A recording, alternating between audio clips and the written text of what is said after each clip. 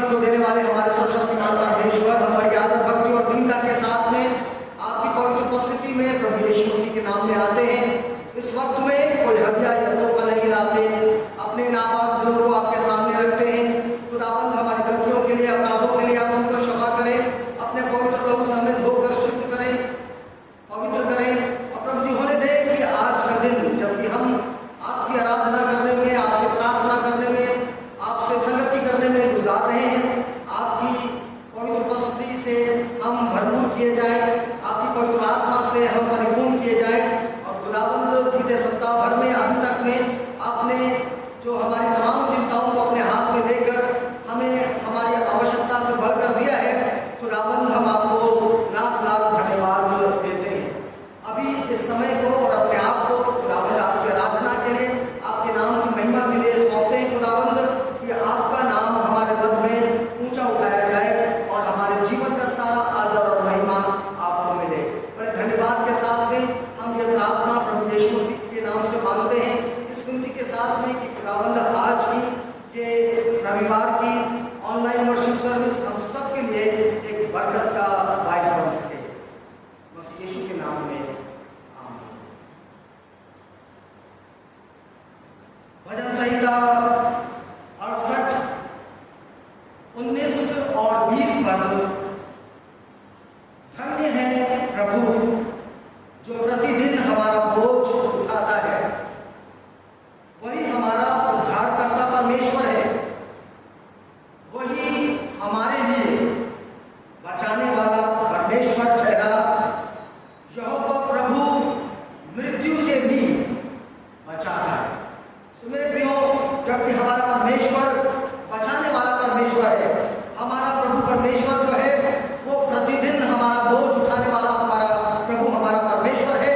सो आइए तमाम चिंताओं से हम अपने आप को मुक्त करते हुए हम अपनी सारी चिंताओं के विषयों को हम प्रभु के हाथों में सौंपें और अब हम धन्यवाद का गीत प्रभु की महिमा के लिए गाएं और हम अपनी इस आराधना के माध्यम से अपने प्रभु यीशु मसीह को तमाम जलाल और आदर देने वाले हो सके। छोटी गीत की पुस्तिका में से जो हम लोगों की सॉन्ग बुक्स हैं उसमें 68 नंबर का गीत है, सारी सृष्टि के मालिक तुम ही हो, सारी सृष्टि के मालिक तुम ही हो। सो आइए इस गीत को गाकर हम परमेश्वर की महिमा करें।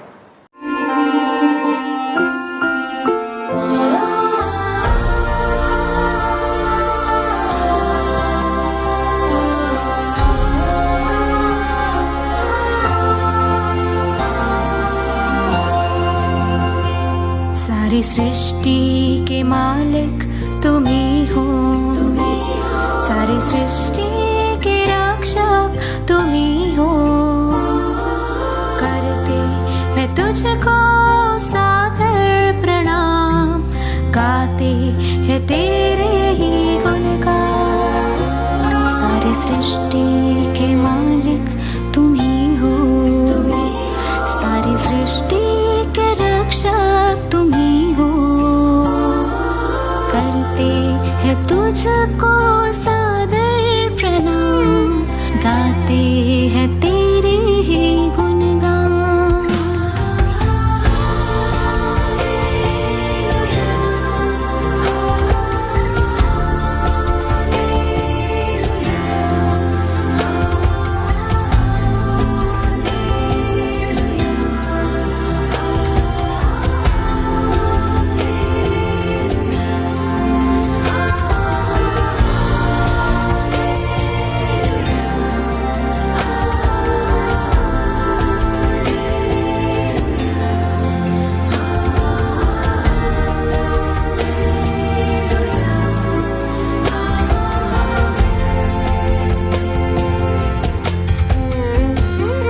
सारी सृष्टि को तेरा सहारा, सारे संकट से हमको बचाना। तेरे हाथों में जीवन हमारा है, अपनी राहों पे हमको चलाना। सारी सृष्टि को तेरा सहारा, सारे संकट से हमको बचाना। तेरे हाथों हमारा है, अपनी राहों पे हमको चलाना। हालेलुया, हालेलुया, हालेलुया,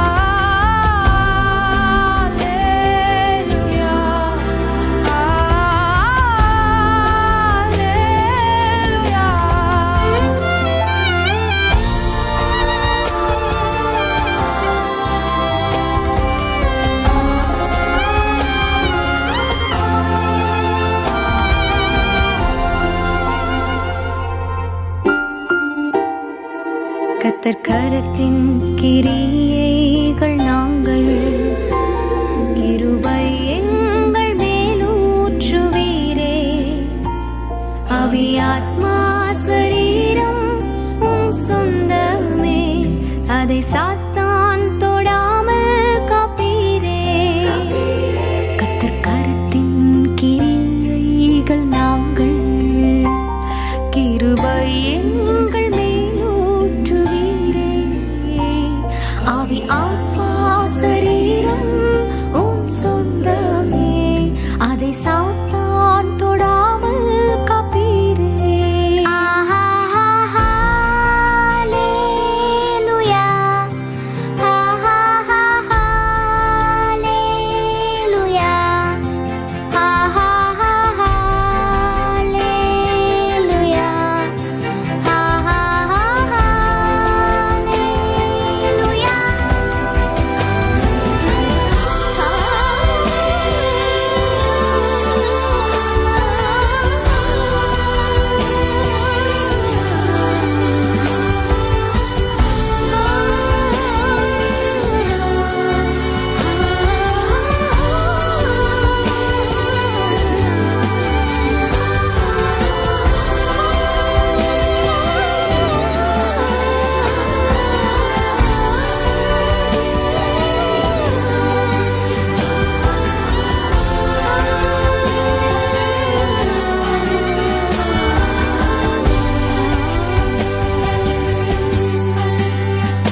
रसूलों का अकीदा, अपने विश्वास वचन को आइए हम सब एक साथ मिलकर दोहरा लें। मैं प्रतिज्ञा करता हूँ खुदा का जन्मोत्तक बाप पर, जिसने आसमान और जमीन को पैदा किया, और उसके इकलौते बेटे हमारे खुदावंद यीशु मसीह पर, कि वह रूह कुदूस से मुनस्सिम होकर कुंवारी मरियम से पैदा हुआ, पैंतुस पिलातुस की हुकूमत में दुख उठाया, सलीब पर खींचा गया, मर गया और दफन हुआ, तीसरे दिन मुर्दों में से जी उठा, आसमान पर चढ़ गया और खुदा बाप का जन्मोत्तक के दाहिने हाथ बैठा है, जहाँ से वह जिंदों और मुर्दों के इंसाफ करने को आएगा। मैं प्रतिज्ञा करता हूँ रूह कुदूस पर, पाक कलीसिया आम पर, मुकद्दसों की रिफाकत, गुनाहों की माफी, जिस्म के जी उठने और हमेशा की जिंदगी पर। आमीन। आइए प्रियो, जिस प्रकार से चार्ल्स वेस्ली ने गीत लिखा था, काश की 1000 जुबानों से, मैं परमेश्वर को धन्यवाद दूं, उसके नाम को महिमा दूं। आज हम 1000 तो नहीं, लेकिन कुछ 10 कुछ 100 लोग तो है जरूर। और आइए हम अपनी जुबानों से, जो हमारी अलग अलग भाषा है, हम उससे हम परमेश्वर का गीत गाएंगे। प्रभु महान विचारों का लिए तेरे, और इस प्रकार से हम प्रभु यीशु मसीह का गुणानुवाद करेंगे। प्रभु महान विचारों का लिए। ओ देवमे राजाधिराज देवा, आदि अंदम इल्ला महेशने விண்மீன்களும் இடி முழக்கம் கேட்கும் போது வல்லமை பிரஸ்தாபம் காண்கின்றே. என் ஆத்மாவே நின் ஸ்தோத்திர ಹಾಡುತ್ತೆ. என் ದೇವರೇ ನೀನ್ ಶ್ರೇಷ್ಠನೇ. ರೋಗಾದೆ ಮಸೀದೆ ವಾಸಿತೆ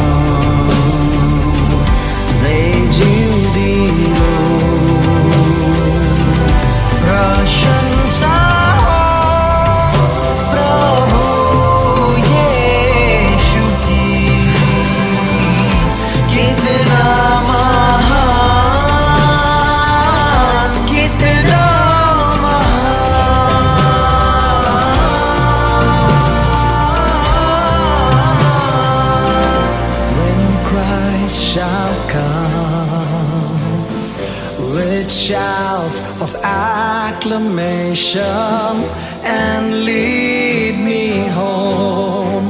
What joy shall fill my heart? Then I shall bow in humble adoration and then proclaim, my God, how great thou art.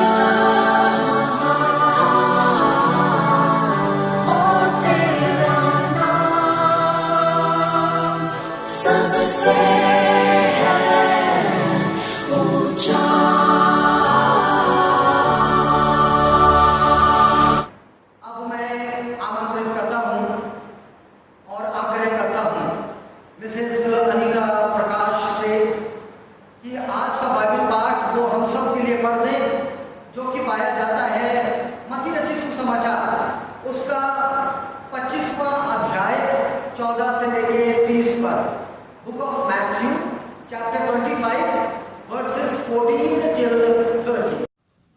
मैं आपके सामने पढ़ूंगी मत्ती 25 उसका 14 पद से लेकर के 30 पद तक, क्योंकि यह उस मनुष्य की सी दशा है जिसने प्रदेश जाते समय अपने दासों को बुलाकर अपनी संपत्ति उनको सौंप दी उसने एक को 5 तोड़े, दूसरे को 2 और तीसरे को 1, अर्थात हर एक को उसकी सामर्थ्य के अनुसार दिया। तब वह परदेश चला गया। तब उस जिसको 5 तोड़े मिले थे उसने तुरंत जाकर उससे लेन देन किया और 5 तोड़े और कमाए। इसी रीति से जिसको 2 मिले थे उसने भी 2 और कमाए। परंतु जिसको 1 मिला था उसने जाकर मिट्टी खोदी और अपने स्वामी के रुपए छिपा दिए। बहुत दिनों के बाद उन दासों का स्वामी आकर उनसे लेखा लेने लगा। जिसको 5 तोड़े मिले थे उसने 5 तोड़े और लाकर कहा, हे स्वामी, तूने मुझे 5 तोड़े सौंपे थे, देख मैं 5 तोड़े और कमाए हैं। उसके स्वामी ने उससे कहा, धन्य है अच्छे और विश्वास योग्य दास, तू थोड़े में विश्वास योग्य रहा, मैं तुझे बहुत वस्तुओं का अधिकारी बनाऊंगा। अपने स्वामी के साथ आनंद में सहभागी हूँ। और जिसको 2 तोड़े मिले थे उसने भी आकर कहा, हे स्वामी, तूने मुझे 2 तोड़े सौंपे थे, देख मैंने 2 तोड़े और कमाए। उसके स्वामी ने उससे कहा, धन्य है अच्छे और विश्वास योग्य दास, तू थोड़े में विश्वास योग्य रहा, मैं तुझे बहुत वस्तुओं का अधिकारी बनाऊंगा। अपने स्वामी के आनंद में सहभागी हूँ। तब जिसको 1 तोड़ा मिला था उसने आकर कहा, हे स्वामी, मैं तुझे जानता था कि तू कठोर मनुष्य है। तू जहाँ कहीं नहीं बोता वहाँ काटता है और जहाँ नहीं छाटता वहाँ से बटोरता है। इसलिए मैं डर गया और जाकर तेरा तोड़ा मिट्टी में छुपा दिया। देख जो तेरा है वह यह है।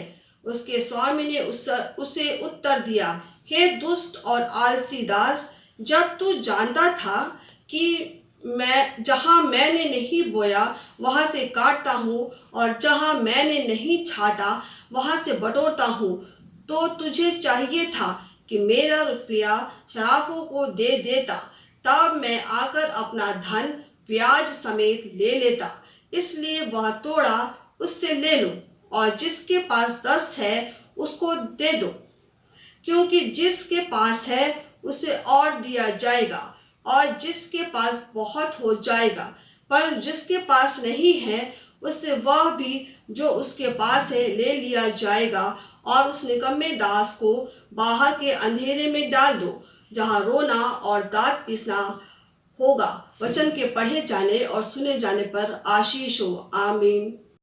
वक्त हो चला है खुदावंद के बाद कलाम के ऊपर अब हम मनन करें जो कि हमारे सामने पढ़ा गया है।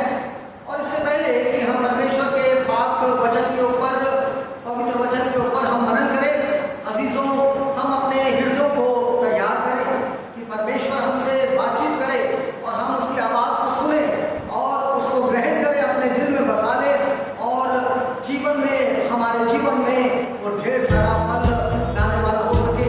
सो आइए हम अपने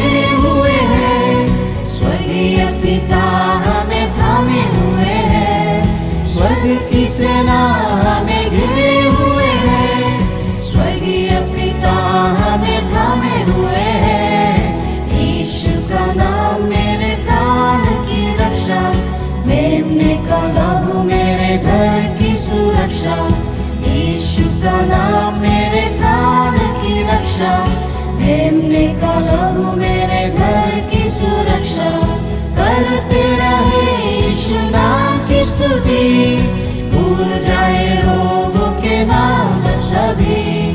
करते रहे यीशु नाम की स्तुति, भूल जाए रोगों के नाम सभी।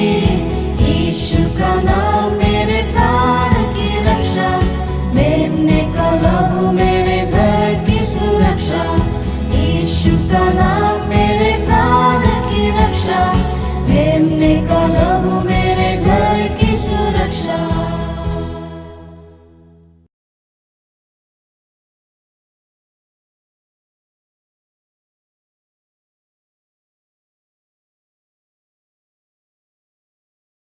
आज के वचन के लिए आइए हम एक छोटी सी प्रार्थना में सम्मिलित हों। प्रेमी दयालु पिता परमेश्वर, हम आपसे यह आग्रह करते हैं कि हमारी स्मृति को, कि आज का वचन हमको समझ में आए, हम इसके ऊपर सुने, ध्यान से खुदावंद इसको सुनते हुए अपने जीवन में लागू कर सकें, और ये खुदावंद आपकी तस्वीर को, आपके रूप को प्रभु यीशु मसीह हमारे दिलों में अक्स करे, जिससे कि खुदावंद हम आपकी खूबसूरती को, आपकी खूबियों को, खुदावंद आपकी रोशनी को तमाम जग में हम बिखेरने वाले हो सके।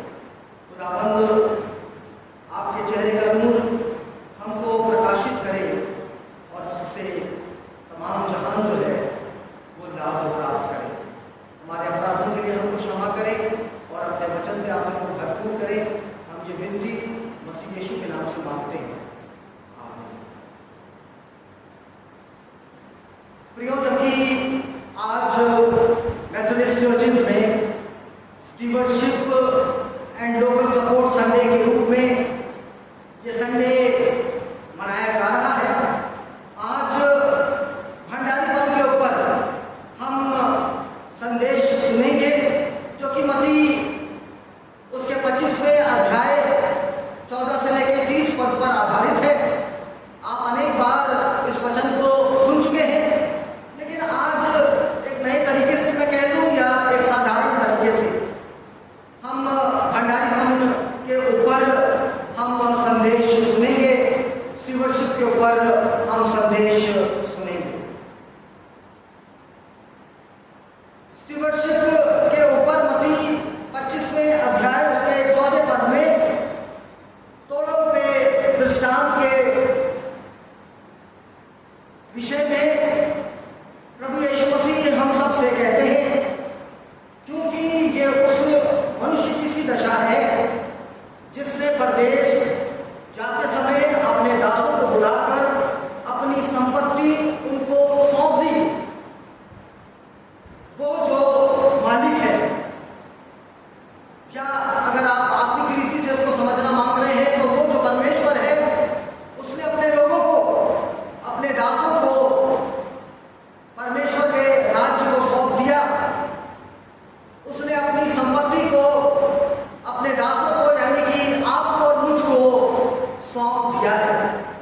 और इसीलिए आज का विषय भंडारीपन उभर कर हमारे सामने आता है कि हम परमेश्वर की दी हुई चीजों का, परमेश्वर की दी गई अमानतों का हम भंडारी हैं, और इसमें से अनेक बातें हमको सीखने को मिलती हैं। हम शुरुआत करते हैं सर्वप्रथम पहला सत्य, पहली सच्चाई की बात जो हमको सीखने को मिलती है, वो 14वें पद में हमको देखने को मिल जाती है कि हमारे पास जो है वो हमारा नहीं है। परमेश्वर ने जगत की सृष्टि करी और आदम और हवा को बनाया, और उसके बाद में उनको अदन की वाटिका में रखा, और न ही सिर्फ अदन की वाटिका में उसने उनसे कहा कि तुम इसकी देखभाल करो, परंतु अब तो सारी सृष्टि संपूर्ण मानव लोगों के पास में दे दी गई कि वो इसकी देखभाल किया करें।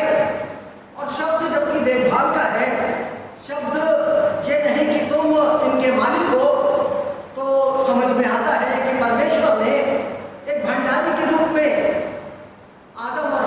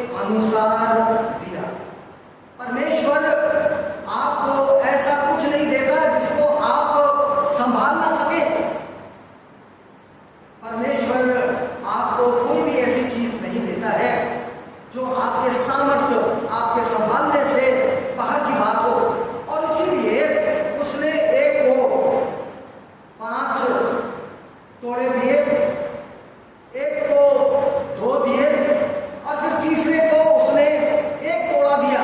और वचन हमसे कहता है कि अपनी अपनी सामर्थ्य जो हमारी थी उसके अनुसार उसने अपने दासों को, उसने आपको और उसने मेरे को वो तोड़े जो हैं वो उसने दे दिए।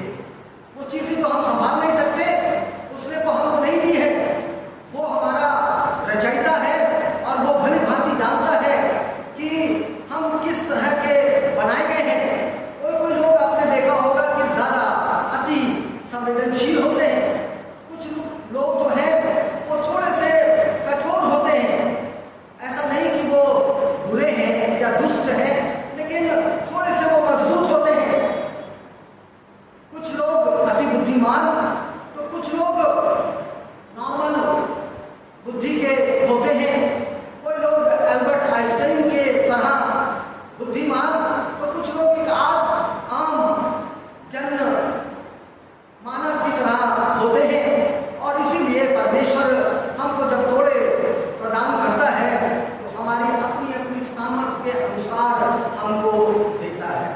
ऐसा नहीं कि कोई उसकी नजरों में जो है वो बहुत ही ज्यादा ऊंचा है और इसीलिए वो उनका फेवरेटिज्म करता है। लेकिन हमारा परमेश्वर जिस तरीके से उसने अपनी बड़े खूबसूरत हाथों से हमको बनाया है, उसी प्रकार से वो हमें सामर्थ्य देता है या हमको तोड़े प्रदान करता है, वो हमको टैलेंट्स हमको प्रदान करता है। हम में से तब क्या कोई सोचने लगे कि उसको ज्यादा मिला है और हमको कम? क्या हम में से हर एक जन राजा बनने के लिए इस पृथ्वी पर भेजा गया है? या हम में से हर कोई जन जो है वो क्या बहुत ही अमीर व्यक्ति, बहुत लंबा चौड़ा व्यवसाय करने के लिए पैदा हुआ है? या हम में से हर एक जन क्या आविष्कार करने के लिए पैदा हुआ है? मेरे प्रियो, हर एक जन को परमेश्वर ने जिस प्रकार से हमारे हाथों की उंगलियां हैं जो कि बराबर नहीं है, अपने अपने कार्यों को करने के लिए अलग अलग अनुपात में रची गई है, मेरे प्रियो उसी प्रकार से हमारा भी सृजन हुआ है, हम मनुष्यों का, और हम सब का योगदान उसी प्रकार से है जिस प्रकार से परमेश्वर चाहता है।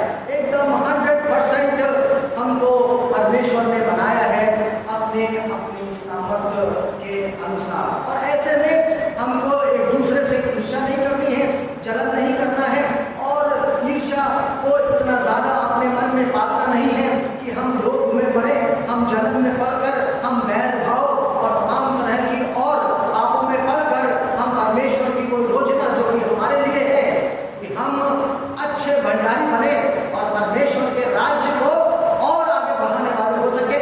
परमेश्वर ने जो संपत्ति हमको प्रदान करी है, अमानत जो दी है, ये पृथ्वी जो हमको संभालने के लिए दी है, हम उसको और आगे बढ़ाने वाले हो सके।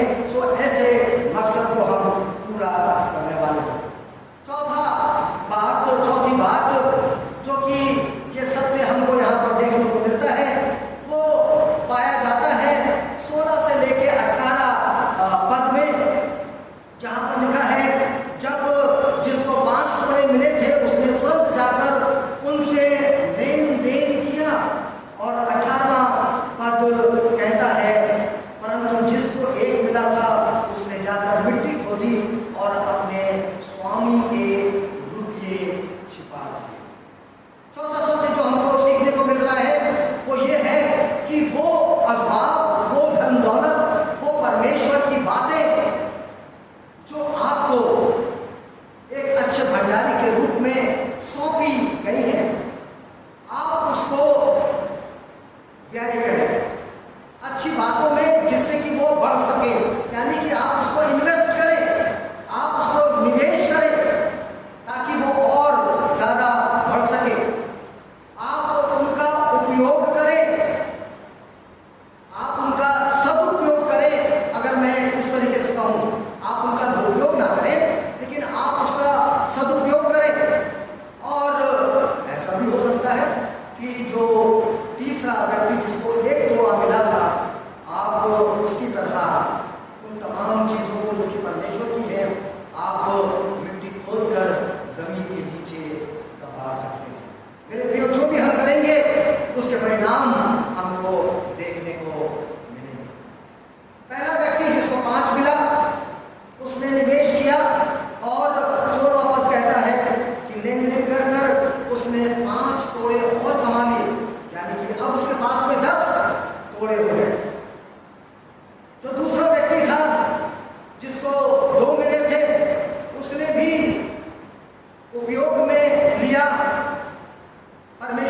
दी गई अपने स्वामी की संपत्ति का, और उसने भी 2 तोड़े और कमा लिए, यानी कि हमको 4 तोड़ों का भंडारी हो गया है।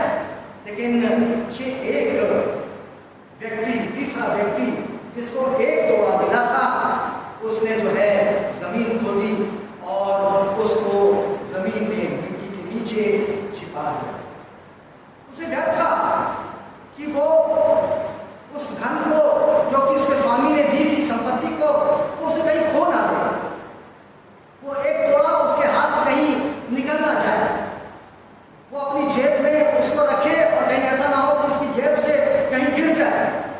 और इस रिस्क मैनेजमेंट के करने के लिए उसने उसको मिट्टी में छुपा के रख दिया, और शायद वो उसके चारों ओर इर्द गिर्द बैठकर पहरेदारी करता हो कि कोई इसको चुरा ना ले। ये जो परमेश्वर ने उसको संपत्ति दी है, या स्वामी ने जो संपत्ति दी है, वो चाहता है कि ये कोई और ना छीनने पाए, क्योंकि मेरा स्वामी आएगा और मुझसे मांगेगा हिसाब किताब, तो मैं फौरन कहूँगा कि ये तुमने दिया था और ये लीजिए मैं वापस आपको करता हूँ। लेकिन वो उसको उपयोग में नहीं लेता, वो उसको सदुपयोग में नहीं लेता है, वो रिस्क मैनेजमेंट ही करता रह जाता है कि ये कहीं मुझसे खो ना जाए, क्योंकि मेरा मालिक आकर मुझसे लेगा, क्योंकि मेरा मालिक जो है वो कठोर है, वो मेरा मालिक जो है वो निर्दयी है मेरे हिसाब से, इसीलिए वो उसको जमीन पर रख छोड़ता है। चाहता तो वो औरों की तरह कुछ अच्छी बातों में निवेश कर उसको बढ़ा सकता था, परमेश्वर के राज्य में वो अपने समय को दे सकता था, वो अपनी मेहनत को दे सकता था, और वो जो चीजें परमेश्वर ने अभी तक उसको दी है, चाहे वो उसका अपना परिवार हो, चाहे उसको वो सामर्थ्य अनुसार जो उसको कमाई दी गई है, या और तमाम चीजें जो कि परमेश्वर ने उसको दी है, वो उसका उपयोग कर सकता था। लेकिन परमेश्वर के राज्य के लिए उसने उनका खर्च नहीं किया, उसने निवेश नहीं किया, और ऐसी ही गलती अजीजों मेरे प्रियो हम लोग भी कर बैठते हैं। हम लोग यहाँ पर अपने भाग्य के विधाता नहीं हैं, लेकिन हमारे भाग्य का विधाता, हमारा रचयिता, हमारा परमेश्वर है, वो जो स्वर्ग पर विराजमान है, वो हमारा प्रभु यीशु मसीह। उसने हमको तमाम चीजें इस दुनिया में, इस पृथ्वी में हमको दी हैं कि हम उनका उपयोग करें। उसने हमको बुद्धि दी, उसने हमको मेहनत करने के लिए शक्ति और सामर्थ्य दी, उसने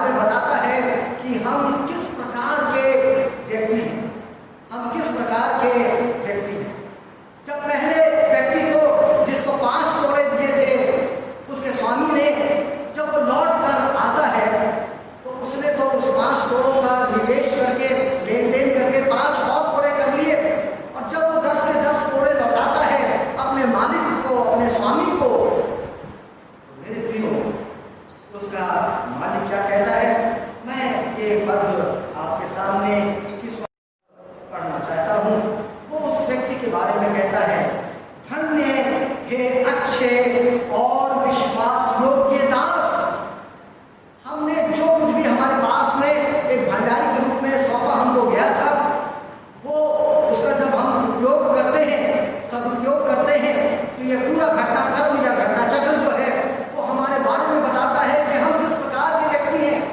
हम अच्छे भंडारी हैं, अपने मालिक की नजरों में हम एक विश्वास योग्य भंडारी हैं।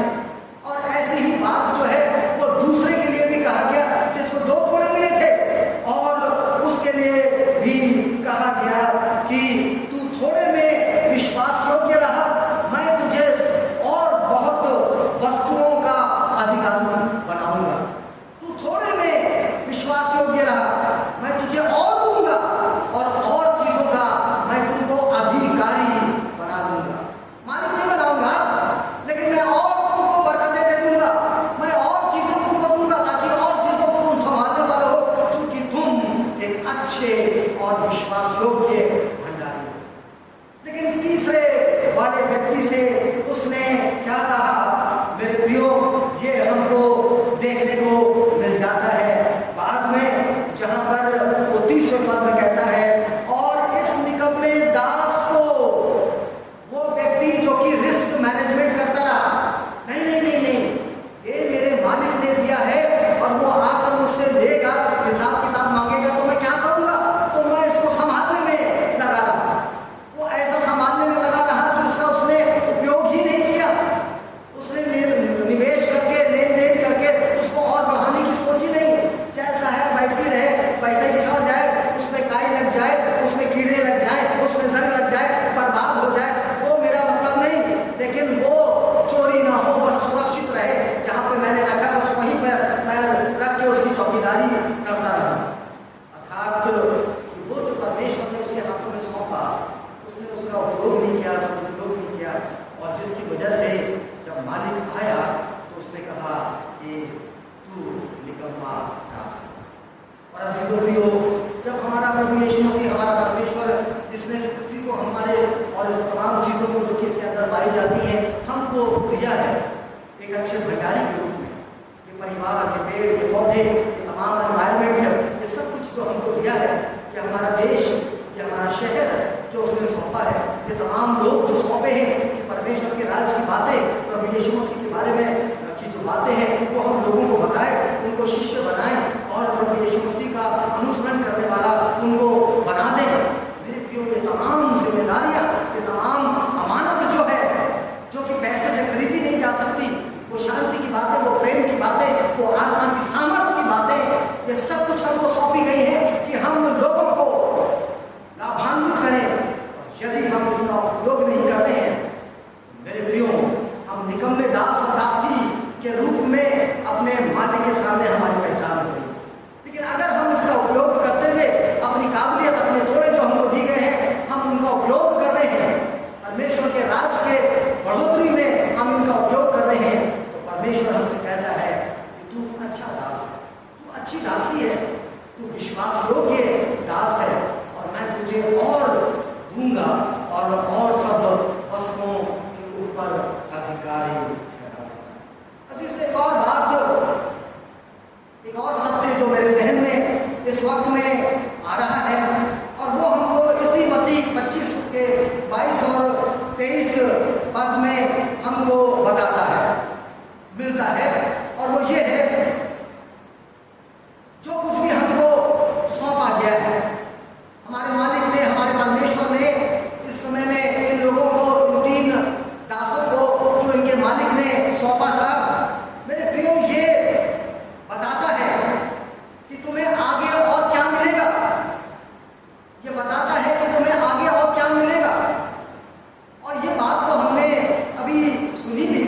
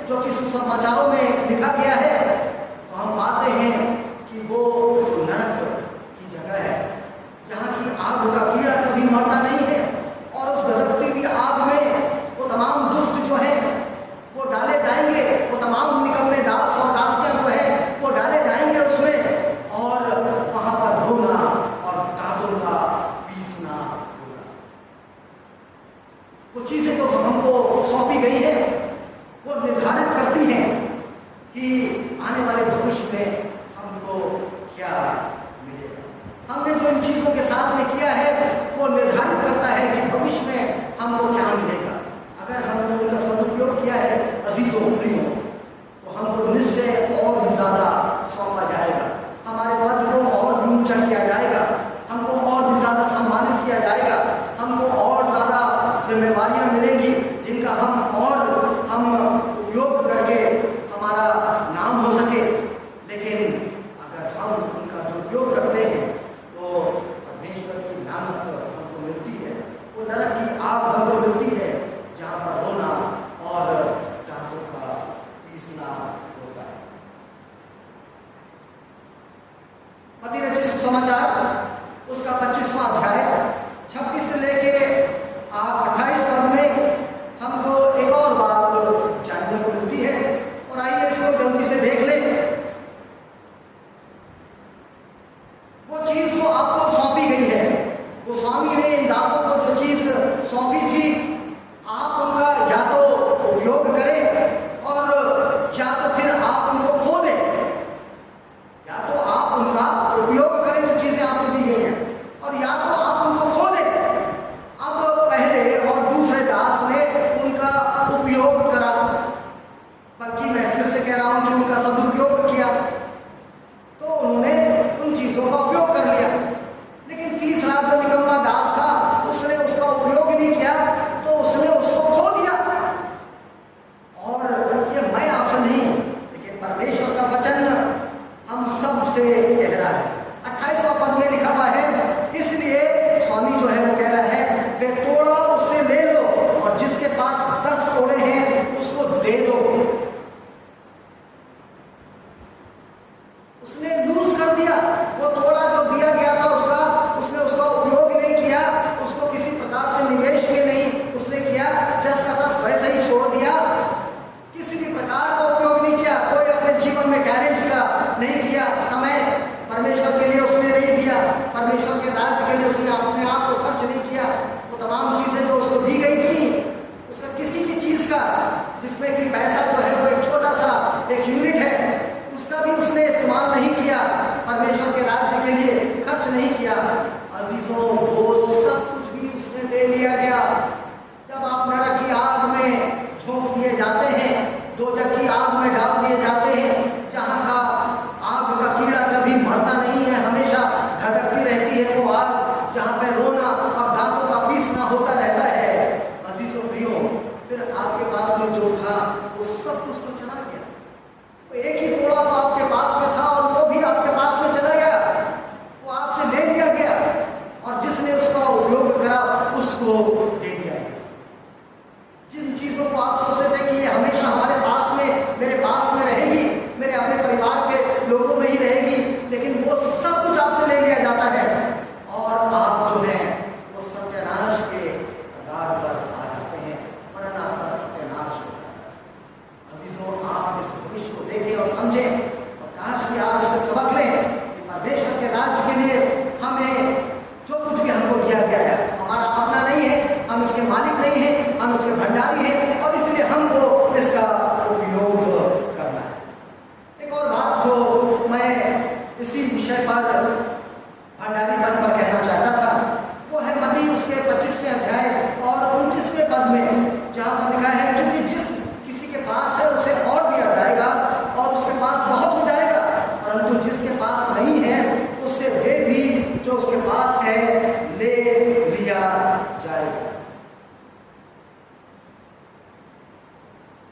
अगर आप विश्वास योग्य हैं तो आपके पास में जो है वो और आपको मिल जाएगा। आप उसको अपने बयान में नहीं ला सकते हैं, आप अपने ख्याल में उसको नहीं ला सकते हैं, जो कि वो स्वामी इस समय में हमारा परमेश्वर हमारे लिए करेगा। और इसीलिए परमेश्वर का बात कलाम आपको प्रेरित करता है कि आप विश्वास योग्य भंडारी बने, क्योंकि you cannot fathom, you cannot think, you cannot imagine what God is going to do with the blessings that you have. He will multiply in innumerable ways that you cannot imagine. मेरे प्रियो, यही 29वां पद हमको शिक्षा देता है। अब आखिर में एक अंतिम बात कहकर मैं समाप्त कर रहा हूं और मैंने नंबर नहीं किया था इसीलिए क्योंकि आप पहले से ही जानकर एकदम से विमुख हो जाएंगे। ये 10वां सत्य है, आखिरी और 10वां सत्य जो कि आज हम मनन में करते हुए सीख रहे हैं और वो पाया जाता है कि आप अगर आप विश्वास योग्य हैं तो आपके पास में हमेशा हमेशा के लिए रिग्रेट करने के सिवाय और कुछ नहीं रहे। दांत पीसना और रोना विलाप करना इसके अलावा आपके पास में कुछ नहीं रहेगा। और ये 30वें पद में हमने पहले पढ़ ही लिया था कि स्वामी कहता है कि इसको जो है वो बाहर का जो अंधेरा है, अंदर कमरे में कहीं ना कहीं से तो रोशनी आती है और अंधियारा कम होता है अगर अंधियारा रखा जाता है, कहीं ना कहीं नाइट बल्ब जल रहा होता है।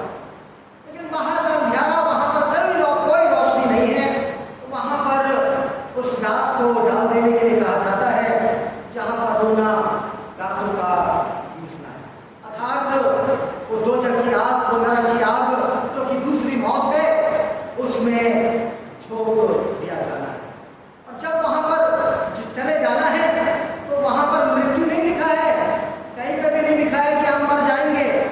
हम जीवित रहेंगे उसी जलती हुई आग में और हम जलते भी रहेंगे, हम उड़ाते भी रहेंगे, हम रोते भी रहेंगे, हम दांत को पीसते भी रहेंगे। और शायद हो सकता है कि हमको स्वर्ग में जहां पर विश्वासियों के दास और दासियां हैं, जहां पर परमेश्वर है, जहां पर उसके फरिश्ते हैं, जहां पर उसकी आराधना होती है, जहां पर उसके राज्य की बातें होती हैं और उसका और बड़ा राज्य जो कि पूरी भरपूरी के साथ में, फुलनेस के साथ में है, वो देखना होता है।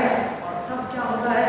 तब यहाँ हृदय में संताप है, रिग्रेट होता है कि काश हम क्यों नहीं विश्वास योग्य दास और दासी, हमने क्यों नहीं परमेश्वर के राज्य को आगे बढ़ाया, उसके लिए खर्च किया अपने आप को, उसके लिए व्यय किया अपने आप को, अपनी चीजों का, क्योंकि हम तो इसके मालिक नहीं थे लेकिन हम मालिक बन बैठे।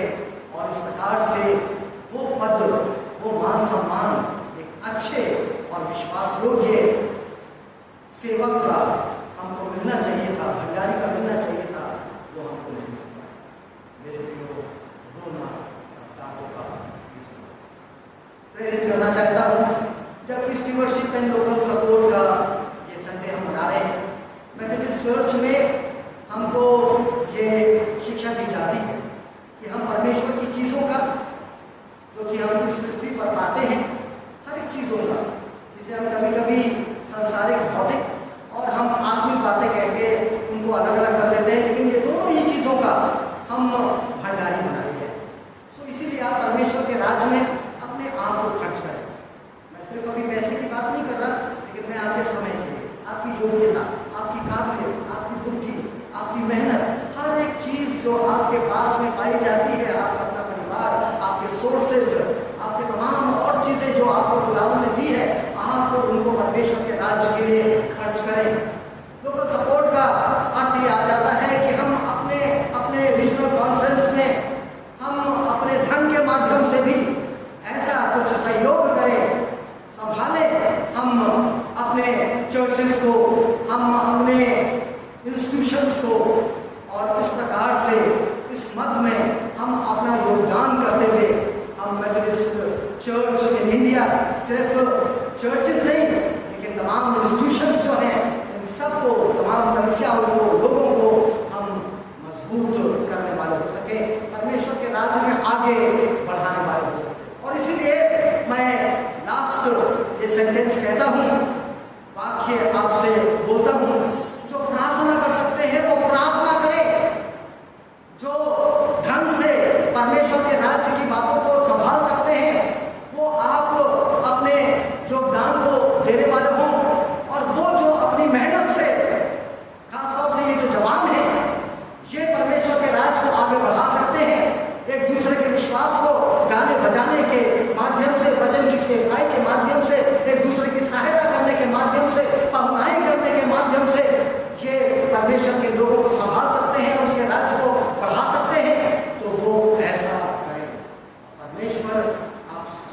बड़ी बरकत और बड़ी सामर्थ्य दे कि ऐसे ही कार्यों को आप करें और परमेश्वर के प्रभु यीशु मसीह के आप अच्छे और विश्वास योग्य भंडार करें। प्रभु आप सबको आशीष दें। हम अंतिम प्रार्थना में सम्मिलित हों और फिर आशीष वचन से हम सब लोग अनुग्रहित होंगे और हम सब जुदा होंगे। प्रार्थना में सम्मिलित हों। धन्यवाद देते हैं कि आपने अपने वचन के माध्यम से हमें आज शिक्षा दी। आपका ये वचन हमारे जीवन में ढेर सारा फल लाए। खुदावंद आज हम धन्यवाद की प्रार्थना करते हैं कि आपने हमारी आवश्यकता से बढ़कर हमको दिया है, हमें आशीषित किया है। आपने हमारी प्रार्थनाओं को सुना है, आपने हमको सुरक्षित रखा है, आपने आसमान के झरोखों को हमारे लिए खोला है खुदावंद कि हम और ज्यादा इस पृथ्वी पर फले और फूलें। खुदावंद हम आपका शुक्र करते हैं। आपने हमारे ईमान को यीशु मसीह में स्थिर रखा, दृढ़ किया और आगे बढ़ाया। खुदावंद हम इसके लिए भी आसमानी आपका शुक्र करते हैं। आपने अपनी आत्मा के वरदानों से और फल से हमको भरपूर किया। खुदावंद आपका शुक्र करते हैं। मसीह यीशु का नाम दिया जिस नाम में मुक्ति है, छुटकारा है। खुदावंद आपके सुधार के लिए, उस कार्य के लिए जो कि आपने हमारे जीवन में शुरू किया है और हमको आत्मिक जीवन प्रदान किया है, हम बाप आसमानी आपका धन्यवाद करते हैं। आज धन्यवाद की प्रार्थना करते हैं खास तौर से उन लोगों के लिए जिनके लिए हम पिछले दिनों से प्रार्थना कर रहे हैं कि प्रभु आप उन्हें छुएं और चंगाई दें। खुदावंद हम मास्टर रौनक जोएल के लिए, मिस ई जोएल के लिए, मिसेस लता मैसी के लिए, मिसेस संजना रसल के लिए, mister Vinay Doyle, mister J Manuel, Agnes Manuel, खुदावंद वो तमाम जन जो कि शरीर में कमजोर, बुजुर्ग और खुदावंद शारीरिक कष्ट में हैं, आपने हम सबको संभाला है। खुदावंद इस साल में हम खुदावंद आपका शुक्र करते हैं। आपने हमको सामर्थ्य दिया है बदन में, हमारे अजीजों को, बुजुर्ग प्रियजनों को, रिश्तेदारों को हम आपका धन्यवाद देते हैं। प्रार्थना को सुनने वाले परमेश्वर आपने चंगाई बख्शी, हम आपका धन्यवाद देते हैं। खुदावंद प्रार्थना करते हैं कि और भी ज्यादा आप हमारे प्रियजनों को संभालें। खुदावंद हम धन्यवाद देते हैं कि पिछले दिन खुदावंद जब भी हमने भारत अपने देश का स्वतंत्रता दिवस मनाया, खुदावंद हम आपका शुक्र करते हैं कि आपने हमको स्वतंत्रता प्रदान करी है। कि खुदावंद अब हमको कोई गुलाम के रूप में नहीं देखता है, लेकिन हम अपनी स्वेच्छा से जो अच्छा है, जो भला है, जो सबकी हित का है, हम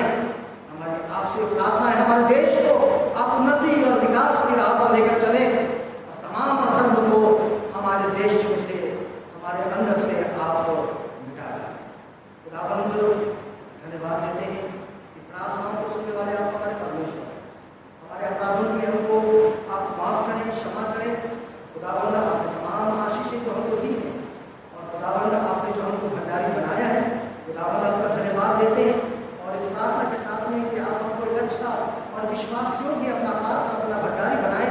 खुदावंद इस प्रार्थना के साथ में अब हम ये विनती प्रभु यीशु मसीह के नाम से मांगते हैं, जिन्होंने ये प्रार्थना